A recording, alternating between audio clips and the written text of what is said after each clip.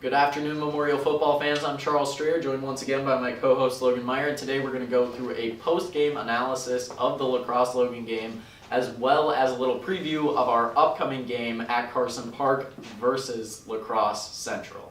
Now, Logan, we were privy to a crazy game on last Friday, so take us through that a little bit. Yeah. I mean, front row seats, you really see it all. When we were up in the media tower, I mean, we were right there by the coaches when they were making calls. I mean, it's really a fascinating stance to take. And I think the most interesting thing to see is how effectual the offensive line really is. Oh my gosh, yeah, the offense was integral in the scheme of how we were able to pull off an amazing fourth quarter comeback win. I mean, 297 passing yards is nothing to sniff at, and a lot of that came from what would become the game-winning drive late in the fourth quarter. We were down 2 scores with about 4.5 minutes to go, and we were able to score, get the onside recovery, and score again, and then run out the time for an 18-16 victory on the road. Now, that's exactly what we were talking about last week, wasn't it? I mean, yeah, 100%. It's exactly as I said. In the fourth quarter, if Memorial is down 2 scores, they will come back. Yep. They will have that vigor and that fight and that old Abe pride. Yep. That's just something that Logan La Crosse didn't have. Yeah, it was a matter of stamina that won the fight there.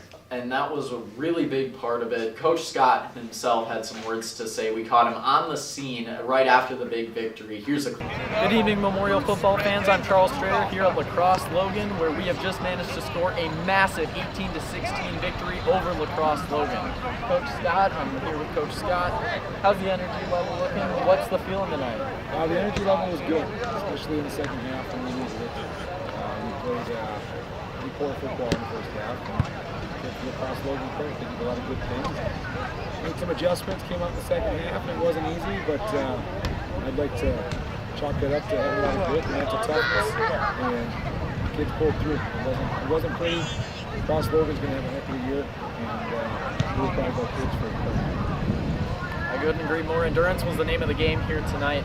Now, what was your mental state at when the call was made that we had gotten the onside kick, when we now had a chance? Well, Charles, it was interesting because at first my emotion was, oh, we missed the kick. And it didn't go 10 yards, and then we coached through that situation, and I'd like to think that our kids were aware, and I know they were aware, that as soon as that La Crosse Logan player decided to pick it up, there was a melee for the ball, and the way our kids were acting, I thought we had a chance, and then I knew we had it the way they were running off the field. And then the official pointed to give Logan the ball, and he had a mix-up. So it was a total roller coaster. Over about 20 seconds, it was up and down, up and down. There was a lot of bounces in that game, and a lot didn't go our way, and I'm very fortunate that one did. Yep. Quite a nail-biter here tonight. I'm Charles Strayer, reporting live from La Crosse Logan. Thank you for your time, Coach Scott. Yeah, thanks for being with us, guys. We have our news for the team. Thank you for that on-the-field insight, Coach Scott. Now, moving on to the next La Crosse opponent, we are at home against La Crosse Central coming up this Friday, and how are we looking for the game? I mean, La Crosse Central got a 21-0 win over North this past Friday, which is truly impressive, but honestly, I don't think it's that frightening. Oh, yeah? I mean, our line is constantly improving. Agreed. Our entire team is improving every day. I mean, we saw them just today practicing out on the field, and they are improving, and they're better than they were on Friday.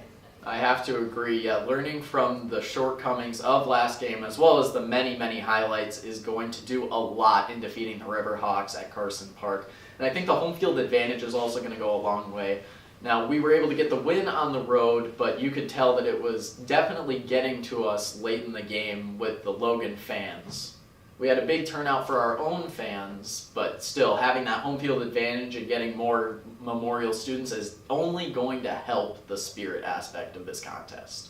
And it's all about that spirit. I keep saying it again and again. It's all about that spirit. I mean, the fourth quarter on Friday, they had that spirit. That's why they came back. Yep. And I think it's going to happen again this Friday. Seeing that reflected is only going to have great things in store for the Abes. Now, defensively, the Riverhawks are likely going to provide a challenge. It's not every day you see a shutout in a high school football game. But I think we are all good to go. I think it is going to be, this is the start we needed. We're coming in off of a win. It's about building a streak now. And I think we're just going to have to see this Friday if the improvements that Memorial made are enough, or if the Riverhawks turn out to be not so great after all. We will see. Now, if you want to check up on more things Old Abes and follow the team, we have our socials linked in the description. We've got TikTok, Instagram, and more videos here on YouTube. Thank you for your time, and we will see you there on Friday. Go Abes!